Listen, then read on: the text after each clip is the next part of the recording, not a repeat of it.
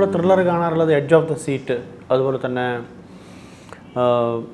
ഒന്നിൽ നിന്നും ഇങ്ങനെ അന്വേഷിച്ച് പോകുന്ന അങ്ങനെ ഒരു പാറ്റേൺ ആണ് നമ്മുടെ conventional pattern of thriller cinema എന്ന് പറയുന്നത്.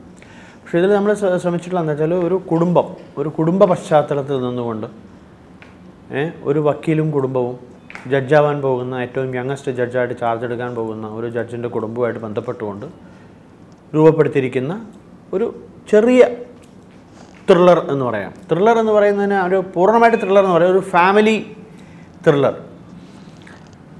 എന്ന് പറയുമ്പോൾ edge of the seat thriller അല്ല, അത് കുറച്ചുകൂടെ ഇൻറ്റൻസ് ആയിട്ടുള്ള, മനസ്സിന് കുറച്ചുകൂടെ ആലോചിക്കാൻ പറ്റുന്ന അങ്ങനെ ഒരു ത്രില്ലറാണ്.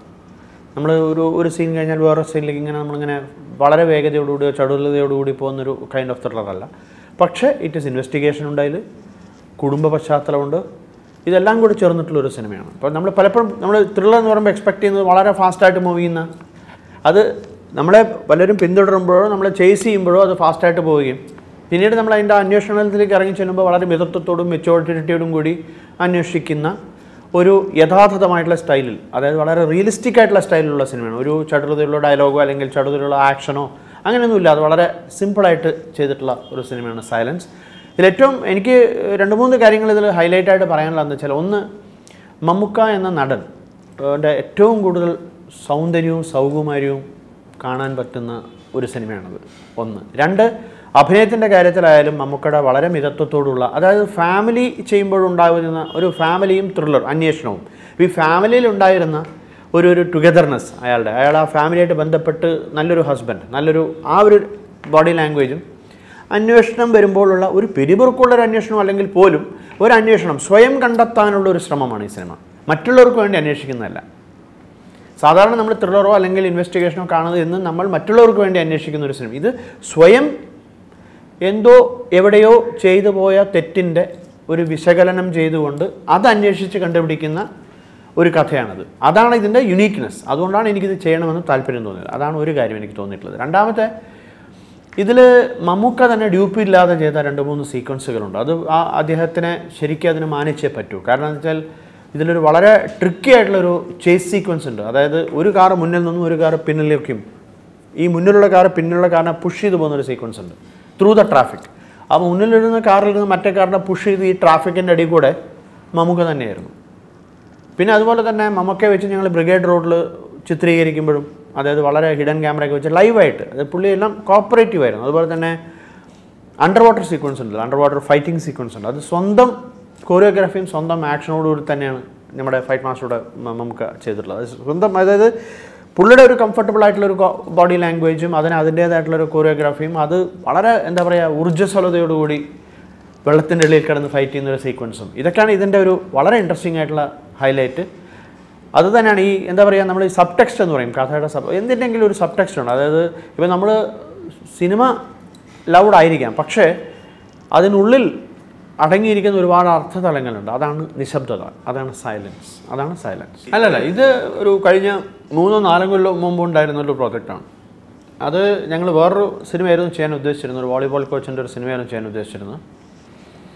അത് ഞങ്ങൾ സ്ക്രിപ്റ്റെല്ലാം നരേറ്റീവ് ഒരു ദിവസം മമ്മൂക്കയുടെ കൂടെ നത്തോലി കാണാൻ വരുമ്പോൾ മമ്മൂക്ക നെക്സ്റ്റ് ഡേ രാവിലെ എന്നെ വിളിച്ചിട്ട് ചോദിച്ചു, why can we do something interesting, ഇങ്ങനത്തെ സാധനം, ഒരു പുതിയ തരത്തിലുള്ള ഒരു മോഡേൺ സിനിമ ചെയ്തുകൂടാ, എന്തിനാണ് നമ്മൾ അങ്ങനത്തെ ഒരു സിനിമ ചെയ്യുന്നത് ചോദിച്ചതിൽ നിന്നും ഉരുത്തിരിഞ്ഞൊരു സിനിമയാണ് ഈ സിനിമ. പിന്നെ ഇത് പെട്ടെന്നല്ല, ഞങ്ങൾ പെട്ടെന്നായിട്ട് പബ്ലിസിറ്റി പെട്ടെന്ന് കൊണ്ടുവന്നു മാത്രം. കാരണം ഇത് വർക്ക് ഒരുപാട് സമയമായിട്ട് നടന്നുകൊണ്ടിരിക്കുന്ന ഒരു വർക്കായിരുന്നു. അല്ല, അത് ആക്ച്വലി ഞങ്ങൾ മുമ്പ് ഗുലുമാലും 3 കിങ്സും, എൻ്റെ ഫസ്റ്റ് കമേഴ്ഷ്യൽ ഹിറ്റ് ഗുലുമാലാണ്. അപ്പോൾ ഗുലുമാലും 3 കിങ്സും രാജേഷാണ് ചെയ്തിരുന്നത്. അപ്പോൾ ഇപ്പോൾ ഞങ്ങൾ ആദ്യം ചെയ്യാനിരുന്ന സ്ക്രിപ്റ്റും രാജേഷിൻ്റെ സ്റ്റൈലുള്ള സ്ക്രിപ്റ്റായിരുന്നു. പക്ഷേ ഇതിങ്ങനെ ഒരു സാധനം വന്ന സമയത്ത് രാജേഷിൻ്റെ ഒരു റൈറ്ററുടെ ഉള്ളിലുള്ള actually he may want to do this, അങ്ങനത്തെ ഒരു സിനിമയായിട്ടാണ് രാജേഷ് വന്നത്. അപ്പോൾ അത് ആ നരേറ്റ് ചെയ്ത് കേട്ടപ്പോൾ തന്നെ എനിക്കത് വളരെ ഇൻട്രസ്റ്റിംഗ് ആയി തോന്നി. അതിൽ എനിക്ക് ചെയ്യണമെന്ന് തോന്നിയ ഒരു കാരണം, ഏതെങ്കിലും ഒരു സിനിമ കാണുമ്പോൾ ഇതാണ് എനിക്ക് തോന്നിയത്. അതായത് നമ്മൾ സാധാരണ ഇൻവെസ്റ്റിഗേഷൻ നമ്മൾ പോയി അന്വേഷിക്കുന്നു, അവിടെ പോകുന്നു, അയാളോട് ചോദ്യം ചെയ്യുന്നു, ഇയാളോട് ചോദ്യം ചെയ്യുന്നു, അങ്ങനെ ചോദ്യം ചെയ്ത് പോകുന്ന സിനിമകൾക്ക് ബദലായി സ്വയം ചോദ്യങ്ങൾ ചോദിച്ച് സ്വയം കണ്ടെത്തി ആളെ കണ്ടെത്തുന്ന ഒരു സിനിമയാണ്. അതാണ് എനിക്കിതിൻ്റെ യുണീക്ക്നെസ് ആയിട്ട് തോന്നിയത്. കാരണം മറ്റുള്ള ഇൻവെസ്റ്റിഗേഷൻ ചിത്രങ്ങളിൽ വരുന്ന പോലെ അല്ല അത്. മമ്മൂക്കയുടെ ഒരു പെർഫോമൻസ്, അല്ലെങ്കിൽ നമ്മൾ വളർന്നു വരുമ്പോൾ കണ്ടുവന്ന ഒരു മമ്മൂക്കുണ്ട്, നമ്മളൊക്കെ ആരാധിക്കുന്ന ആ സമയത്ത്, ഞാൻ വളർന്ന കാലത്ത് ഞങ്ങൾ ആരാധിച്ചിരുന്നൊരു മമ്മൂക്കുണ്ട്. അപ്പോൾ അങ്ങനെ ഒരു മമ്മൂക്കയെ തിരിച്ചു കൊണ്ടുവരണം അങ്ങനെ ഒരു മമ്മൂക്ക എനിക്ക് കാണണം അല്ലെങ്കിൽ നമുക്ക് കാണണം എന്നുള്ളൊരു ആഗ്രഹം തോന്നിയതിൽ നിന്നാണ് അങ്ങനെ ഒരു കഥ ഓർഡറെടുത്തത്. അതുകൊണ്ട് തന്നെയാണ് പുള്ളിനെ വളരെ ആ സ്റ്റൈലിഷും ക്ലാസി ആയിട്ടും ചിത്രീകരിച്ചിരിക്കുന്നത്. മാത്രമല്ല ഇതൊരു complete overall if you call it is A stylish film. അതിപ്പോൾ വെളിയിൽ നിന്ന് റിപ്പോർട്ട് വന്നുകൊണ്ടിരിക്കുന്നത് അത് തന്നെയാണ്. കാരണം വളരെ സ്റ്റൈലിഷ് ആയിട്ട് ഒരു ഹോളിവുഡ് ഫിലിം കാണുന്ന സ്റ്റൈലിൽ ഈ സിനിമ കാണാം എന്നുള്ള രീതിയിലാണ് ഞങ്ങൾക്ക് കിട്ടുന്ന റിപ്പോർട്ട്. അല്ലെ, നായികയെ പാട്ടും ഫാമിലി ഒളിപ്പിച്ച് വെച്ചതിൻ്റെ ഭാഗമായിട്ട് ഒളിഞ്ഞു പോയതാണ്. പക്ഷേ തീർച്ചയായിട്ടും വരും. നായിക പല്ലവി എന്ന് പറയുന്ന മുംബൈയിലെ ഒരു മോഡലാണ്. മാത്രമല്ല ആ കുട്ടി മധുബാല എന്നുള്ള സീരിയലിൽ വളരെ ഇമ്പോർട്ടൻ്റ് ആയിട്ടുള്ളൊരു ക്യാരക്ടർ ചെയ്യുന്ന കുട്ടിയാണ്, മലയാളിയാണ്. അതായത് മമ്മൂക്കയുടെ ഒരു ജഡ്ജിൻ്റെ വൈഫായിട്ടുള്ള ഒരു സ്ത്രീ എന്ന് പറയുന്നത് ഒരു ക്ലാസ് വേണം, ബോഡി ലാംഗ്വേജിലൊരു മൂവ്മെൻറ്റ് പാറ്റേൺ വേണം. അങ്ങനെയൊക്കെയുള്ള വരുന്ന സമയത്ത് it helped a born and bought up person from outside. പക്ഷേ അവർ മലയാളിയാണെന്നുള്ളത് നമ്മുടെ ഭാഗ്യം. അല്ല, അത് ആക്ച്വലി ഞങ്ങൾ ഇന്ന് മുതൽ അത് വീണ്ടും തുറന്നു വിടാനുള്ള ശ്രമത്തിലാണ്. ആക്ച്വലി അത് നമ്മൾ പർപ്പസായിട്ട് ഒളിപ്പിച്ച് വെച്ചാണ്. കാരണം വെച്ചാൽ ഇത് അത് സസ്പെൻസുമായിട്ട് ബന്ധപ്പെട്ട് കിടക്കുന്ന ഒന്നുമല്ല. Just because we wanted to capture Mammookka's youngness in this film, Mammookka's energy in this film.